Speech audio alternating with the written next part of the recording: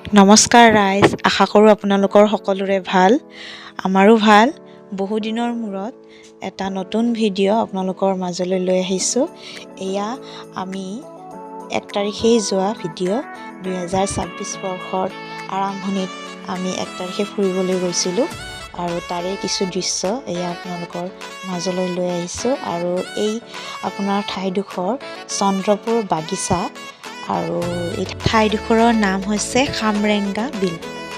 আৰু এই ঠাইডোখৰৰ যিটো প্ৰাকৃতিক সৌন্দৰ্য বহুতেই মনোমোহা আৰু প্ৰাকৃতিক সৌন্দৰ্যৰে পৰিপূৰ্ণ।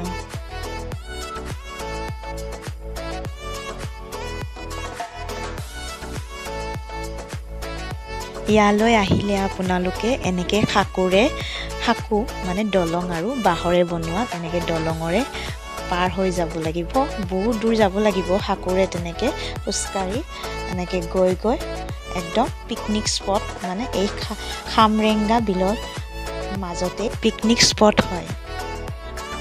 আৰু এই বিলখনৰ মাজলৈ যাবলৈ হ'লে এই সাঁকোৰে আপুনি পাৰ হৈ যাবই লাগিব খোজকাঢ়ি, আৰু তেতিয়াহে বিলখনৰ আচল সৌন্দৰ্যটো উপভোগ কৰিব পাৰিব।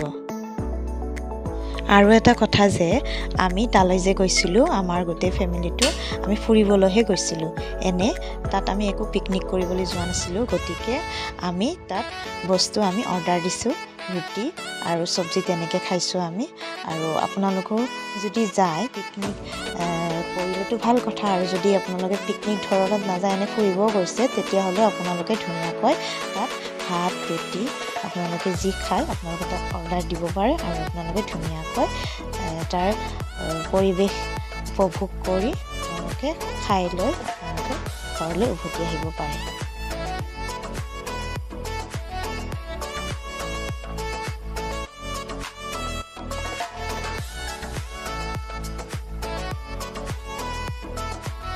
আৰু এটা কথা যে আপোনালোকে যদি ইয়ালৈ আহে কেতিয়াবা, তেনেহ'লে ইয়াত আপোনালোকৰ কোনো পাৰ্কিঙৰ অসুবিধা নাই। গাড়ী ধুনীয়াকৈ আপোনালোকে পাৰ্কিং কৰি ৰাখি দিব পাৰে। 4 চকীয়া গাড়ীত 50 টকা, 2 চকীয়া 20 টকা তেনেকৈ তেওঁলোকে মানে ঠিক কৰি থৈছে। আৰু পাৰ্কিঙৰ খুব সুন্দৰ ব্যৱস্থা, আৰু গাড়ী থৈ আপোনালোকে ধুনীয়াকৈ এই মনোমোহা দৃশ্য উপভোগ কৰিব পাৰে। আৰু যেনেকৈ আমি গৈ বহুত ভাল লাগিলে আমাৰ তাত গৈ। আৰু এয়া ঠিক আমাৰ খামৰেংগা বিলৰ ভিতৰৰ কিছু দৃশ্য। খামৰেংগা বিলখন মানে খুব ধুনীয়া, আৰু মানে মাজৰ পৰা যেতিয়া আমি উঠাওঁ ফটো বা ভিডিঅ' মানে ধুনীয়া। আৰু সেয়া দেখাইছোঁ আপোনালোকক। এয়া দৃশ্য নাৱৰীয়া যেতিয়া নাৱৰে চলাই গৈ আছিলে, ঠিক তেতিয়া আমি এই ভিডিঅ'টো কৰা। দেখিছে নহয় কি সুন্দৰ দৃশ্য এয়া। আৰু অকণমান সূৰ্যটো ডুব যোৱা ধৰণৰো হৈছিলে তেতিয়া আমি যেতিয়া উঠো নাওখনত, আৰু ঠিক তাকেই অলপ দেখুৱাব চেষ্টা কৰিছোঁ আপোনালোকক। লগতে এই বিলখনৰ আৰু এটা সৌন্দৰ্য হৈছে পদুম ফুল। আমি যোৱাৰ দিনাৰ আগদিনালৈকে পদুম ফুল এই বিলখনত ভৰ্তি হৈ আছিলে, কিন্তু আমি যিদিনা গৈছোঁ তেতিয়া এটা পদুম ফুল নাছিলে। নহ'লে ইয়াৰো মানে বিলখনত পদুম ফুলে ভৰ্তি হৈ থকাৰ যিটো দৃশ্য, সেইটো মানে চাবলৈকেও আৰু বহুতেই ভাল লগা হয়।